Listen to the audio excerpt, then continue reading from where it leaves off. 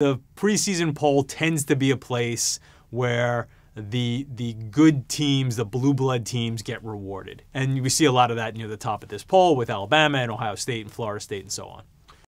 Alabama has Jalen Hurts, who was, as a freshman, led them to the national championship game last year. Having Hurts back is a big reason why Alabama's number one, where Clemson, the returning national champion, loses Deshaun Watson.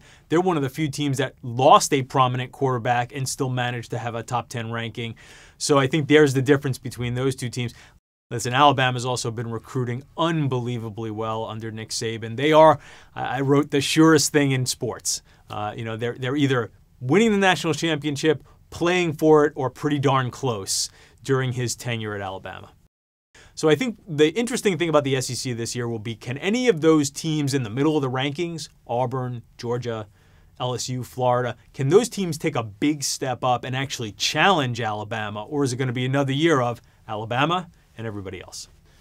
I definitely understand why there might be some skepticism about the USC hype, because there's been some false starts over the last 4 or 5 years since they had the big sanctions and coming out of the Pete Carroll, Reggie Bush era.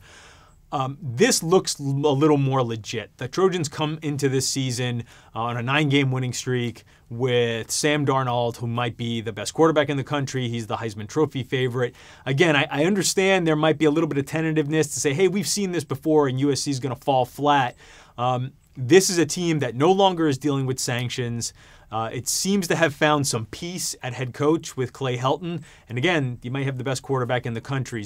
Miami could be a team that's poised. If they can get their quarterback position worked out, Miami could be the team that we're talking about, like, again, that's back and makes a big jump, and it maybe even challenges for an ACC title this year. I think it does help college football when some of these traditional powers rise up again. A USC, the possibility of a Miami, Michigan and Penn State back in the mix. I think the big national brands bring a little more interest. And it looks like it could be the year of the quarterback. For NFL fans of bad teams, you're going to want to keep an eye on college football this year, because there's a lot of guys who could be possible franchise-changing NFL quarterbacks playing in college.